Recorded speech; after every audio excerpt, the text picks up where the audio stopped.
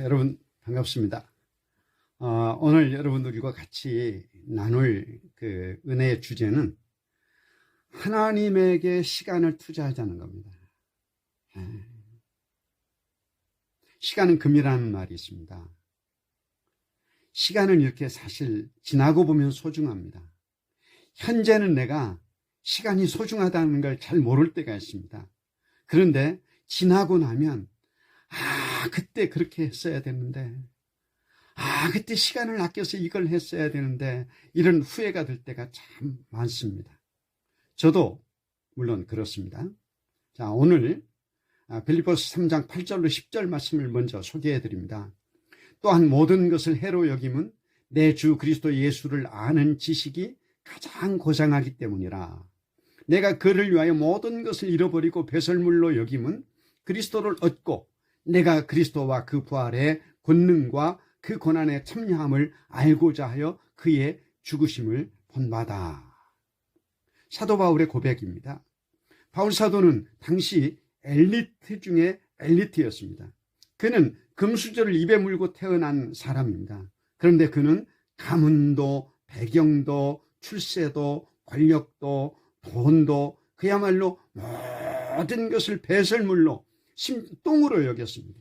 왜냐하면 그리스도의 십자가와 부활의 복음이 가장 가치가 있다고 하는 지식 때문이었습니다. 어쩌면 지식 이전에 체험 때문이었습니다. 그리고 그는 고린도후서 4장 16절에서 그러므로 우리가 낙심하지 아니하노니 우리의 겉사람은 낡아지지만은 우리의 속사람은 날로 새로워진다. 이렇게 간증 같은 고백을 합니다. 우리 주변에는 늙어가는 것을 몹시 서러워하는 사람들이 있습니다. 그러나 바울 사도는 육체가 늙어가는 것에 비해서 자기의 속사람이, 자기의 영혼이 날로 예수 그리스도의 형상을 닮아서 새로워져 가기 때문에 늙어가는 것을 오히려 기뻐한다고 말합니다. 여러분, 이 차이가 어디서 오는 것입니까? 바울 사도는 하나님을 아는 일에 시간을 투자합니다. 그리고 우리는 핸드폰을 붙들고 시간을 허비하기 때문이 아니겠습니까? 수많은 설교자가 영적으로 성장을 멈춘 지 오래입니다. 제가 왜 이런 말씀을 드리는가 하면 저는 수많은 목회자들을 상대하고 있기 때문에 그렇습니다. 이런 설교를 듣는 청중 역시 성장이 멈춥니다. 이런 사람을 영적 외소증 환자라고 부릅니다. 신학대학원을 졸업하고 적어도 석사학위를 받은 사람들이 왜 더 이상 신앙이 성장하지 않습니까? 물론 설교자의 성장이 멈춰버린 원인은 딱 한 가지로 정리할 수 없습니다. 그런데 보편적인 원인은 영적 아비요 어미인 설교자가 하나님을 아는데 우리의 설교의 진주어인, 우리의 설교의 주인공이신 하나님을 아는데 시간을 소비하지 않기 때문입니다. 저는 며칠 전 주식 투자의 귀재인 오마하의 현인으로 불리는 워런 버핏에 관한 에피소드를 읽었습니다. 워런 버핏이 지금 93세의 나이입니다. 그런데 그는 하루에 꼬박 6시간씩 독서한다고 하는 기사를 읽었습니다. 너무 깜짝 놀라 한편으로는 부끄럽기까지 했습니다. 여러분 한번 생각해 보십시오. 주식으로 돈을 버는 일을 보다 잘하기 위해서는 많이 아는 것이 필요하다는 것입니다. 그래서 죽음을 앞둔 노인이 하루 무려 6시간씩 주식을 알겠다고 몸부림을 칩니다. 그런데 보세요, 여러분.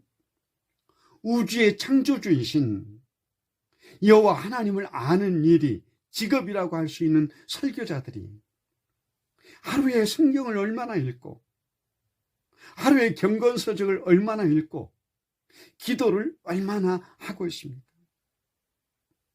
목사가 되고 특히 교회 담임을 하고 나면 하나님과의 관계가 인격적인 관계가 되기보다는 법적인 관계로 조금 더 실질적으로 얘기하면 사업적인 관계로 변하기가 십상입니다. 구원은 단번에 이루어졌기 때문에 더는 신경을 쓸 필요가 없는 일이라고 생각합니다.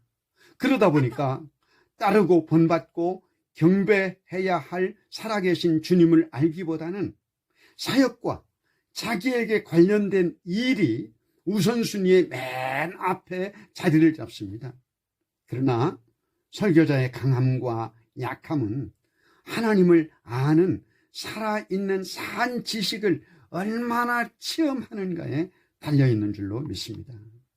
바울 사도는 부활하신 주님을 직접 만나고 곧바로 사역하지 않았습니다. 그는 단호하게 혈혈단신 아라비아 사막 깊숙이 들어갑니다. 거기서 3년을 보냅니다. 여러분, 이 히브리 사상에서, 심볼리즘에서 사막, 광야는 어떤 곳입니까? 광야는 우리가 생각하는 이미지는 거칩니다. 메마릅니다. 참으로 살기 어려운 곳입니다. 그런데 히브리 사상에서 광야는 하나님이 함께 계시는 곳입니다. 하나님이 함께 거기 계시는 곳입니다. 그래서 세례 요한이 어디서 살았습니까? 세례 요한의 생애 대부분은 유대 광야에서 살았습니다. 메뚜기와 석청을 먹으면서 그렇게 살았습니다. 예. 이렇게 사도 바울 역시 아라비아 사막 깊숙이 들어갑니다. 왜 그렇습니까? 거기서 하나님을 만나고 하나님과 친밀해지기 위해서, 하나님을 더 풍성히 알기 위해서, 부활하신 예수 그리스도를 더 깊이 알기 위해서 거기서 3년을 보냅니다. 그 후로도 그는 평생을 예수 그리스도를 아는 일에 헌신합니다. 바울이 대사도가 될 수 있었던 것은 그가 하나님을 아는 지식을 가장 고상하게 여기고 또 실제 삶 속에서 그것을 몸소 추구했기 때문입니다. 그러므로 설교자의 영성 역시 하나님을 얼마나 알고 있느냐가 결정합니다. 그리고 이런 체험을 하기 위해서는 삶의 전체를 바쳐야 됩니다. 하나님을 아는 지식을 얻는 데는 긴 시간이 걸립니다. 그리고 우리가 마음을 다하고 뜻을 다하고 성품을 다해서 그분께 시간을 바칠 때만 하나님께서는 만족스럽게 우리에게 하나님의 모습을 구체적으로 나타내십니다. 설교는 인간의 이야기가 아니고 하나님의 이야기입니다. 그리고 설교자는 설교의 주인공이신 하나님을 얼마나 아느냐로 그의 실력이 나타납니다. 이것은 지름길도 없고 비결도 따로 없습니다. 교회는 설교자가 변하는 만큼 성장합니다. 교회의 양적 성장을 말하는 것이 절대 아닙니다. 우리는 절대 자본주의, 성장 지상주의에 함몰되지 말아야 됩니다. 하나님께서는 우리가 모아놓은 숫자에 절대 감동하지 않으십니다. 하나님께서는 설교자의 변화에 감동하시고 설교자가 양육하는 성도들의 변화를 더 기뻐하십니다. 그런데 설교자들은 1000가지의 일에 바쁩니다. 이렇게 되면 우리는 세월을 아끼라고 하시는 주님의 말씀을 역행하는 것입니다. 설교자의 마음이 많은 일로 혼란스러우면 하나님을 묵상하지 못합니다. 하나님께 집중하지 못합니다. 하나님과 친밀해지지 못합니다. 지혜로운 설교자는 그렇기 때문에 많은 사람들을 만나는 것이 아니라 하나님과 독대하는 시간을 즐거워합니다. 지혜로운 설교자는 단호하게 그리스도 왕을 위해서 자기의 마음을 기쁘게 비워드립니다. 우리는 영적인 부모입니다. 부모가 먼저 하나님을 만나서 은혜를 맛보아야 맛있는 은혜를 자녀들에게 전달할 수가 있습니다. 설교자는 맛있는 설교를 자녀들에게 제공하기 위해서 어떤 일보다도 하나님과의 교제에 힘써야 됩니다. 오늘 제 이야기를 듣는 여러분은 부디 결단하시기 바랍니다. 여러분의 결단에 이 땅에 하나님 나라의 미래가 달려 있습니다.